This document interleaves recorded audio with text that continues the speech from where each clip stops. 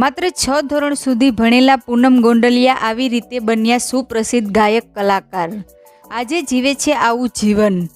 મિત્રો, ગુજરાતી ગાયક કલાકારોમાં અનેક ગાયિકાઓ છે જે પોતાના સુરીલા કંઠે ગીતો ગાઈને લોકોને મંત્રમુગ્ન બનાવે છે.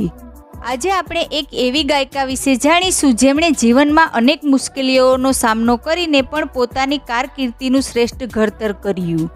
આમ પણ કહેવાય છે ને કે દરેક કલાકારોની સફળતા પાછળ સંઘર્ષ રહેલ છે. કોઈ પણ કલાકારે રાતોરાત લોકપ્રિયતા નથી મળતી. ત્યારે આજે આપણે વાત કરીશું એક એવી ગાયિકા વિશે જેને વારસામાં જ સંગીત ભેટમાં મળ્યું છે. અમે વાત કરી રહ્યા છીએ સુપ્રસિદ્ધ ગાયિકા પૂનમ ગોંડલિયા વિશે. ખરેખર આજે તેમને પોતાના સૂર થકી ગુજરાતીઓનું હૃદય જીત્યું છે. ત્યારે તેમના જીવનની સફર જાણવી ખૂબ જ જરૂરી છે. ગીર સોમનાથ જિલ્લાનું આલીદર બોડીદર ગામમાં જન્મેલ પૂનમબેનના દાદા અને પિતા પણ ભજનીક હતા અને આ જ કારણે તેમને જન્મજાત સંગીતની કળા ભેટમાં મળી.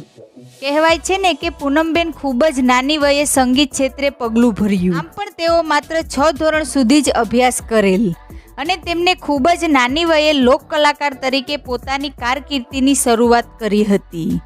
તેમના પરિવારની વાત કરીએ તો તેમને 3 ભાઈઓ અને 2 બહેનો છે. તે લોકો પણ સંગીત ક્ષેત્રે મહત્વનું યોગદાન આપેલ છે. પૂનમબહેન ખૂબ જ નાની વયે સ્ટેજ પર ગાવાનું શરૂ કર્યું. જ્યારે તેમના મોટી બહેનનો પ્રોગ્રામ હતો અને આ દરમિયાન જ લોકોએ પૂનમબહેનને ગાવાનું કહ્યું હતું અને આ દરમિયાન જ તેમને અંગૂઠો મરડીને પિયુને જગાડ્યા રે ભજન ગાયું અને બસ પછી તો તેમના સુરીલા કંઠે લોકોના મન અને હૈયામાં વાસ કરી લીધો. ખરેખર આ કોઈ સામાન્ય વાત નથી, કારણ કે પહેલીવાર બધા લોકોની સામે ગાવું એ મોટી વાત છે. આ પ્રથમ પ્રોગ્રામ પછી તેને પાછળ ફરીને ક્યારેય જોયું જ નથી અને તેનું પરિણામ આપણે સૌ કોઈ જાણીએ છીએ. આજે તેમના અનેક આલ્બમ સોંગ આવેલ છે. ખરેખર આજે પૂનમબેનનું નામ ખૂબ જ લોકપ્રિય બનેલું છે. તેમને ગુજરાતના લોકપ્રિય કલાકારો સાથે બેસીને લોકોને ડાયરામાં ભજનો ગાઈને પોતાના સુરીલા કંઠની મોજ કરાવી છે.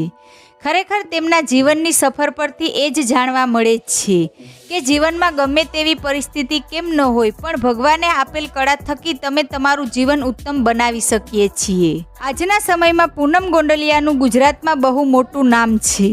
હાલમાં તેઓ દેશ વિદેશમાં પણ પ્રોગ્રામ કરે છે. તેમજ અનેક આલ્બમ સોંગમાં પણ તેમને કામ કર્યું છે. તેમજ વૈભવશાળી જીવન વિતાવી રહ્યા છે. સોશિયલ મીડિયામાં ખૂબ જ એક્ટિવ રહે છે, જ્યાં તેમને તેમના દરેક અવારનવાર સોંગ અને પ્રોગ્રામોની માહિતી મળી રહેશે.